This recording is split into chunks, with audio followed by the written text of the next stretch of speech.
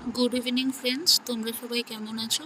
তো চলে এলাম তোমাদের জন্য আবার একটা নতুন ব্লগ নিয়ে।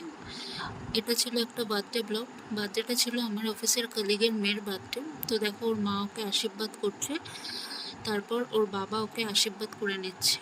তারপর পালা পড়লো আমার আশীর্বাদ করার। আমি ওর মাসিমণি হই বলে কথা, তো প্রাণ ভরে আশীর্বাদ তো করতেই হবে।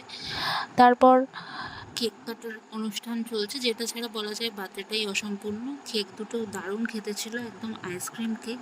তো তারপর আমাদের যা কাজ, ছবি তুলে নেওয়া। প্রথমে সেলফি দিয়ে শুরু করলেও পরে একে একে গ্রুপ ফটো তুলে নিলাম। তারপর সোজা চলে গেলাম খেতে। তো আজকের মতো এইটুকুই, আবার দেখা হবে নতুন কোনো একটা ব্লগে। তো চলো, good night, tata. Good evening friends, তোমরা সবাই কেমন আছো? তো চলে এলাম তোমাদের জন্য আবার একটা নতুন ব্লগ নিয়ে। এটা ছিল একটা বার্থডে ব্লগ। বার্থডেটা ছিল আমার অফিসের কলিগের মেয়ের বার্থডে। তো দেখো, ওর মা ওকে আশীর্বাদ করছে, তারপর ওর বাবা ওকে আশীর্বাদ করে নিচ্ছে। তারপর পালা পড়লো আমার আশীর্বাদ করার। আমি ওর মাসিমণি হই বলে কথা, তো প্রাণ ভরে আশীর্বাদ তো করতেই হবে।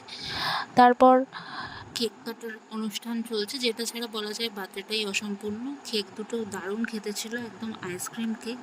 তো তারপর আমাদের যা কাজ, ছবি তুলে নেওয়া। প্রথমে সেলফি দিয়ে শুরু করলেও পরে একে একে গ্রুপ ফটো তুলে নিলাম। তারপর সোজা চলে গেলাম খেতে। তো আজকের মতো এইটুকুই, আবার দেখা হবে নতুন কোনো একটা ব্লগে। তো চলো, গুড নাইট, টাটা।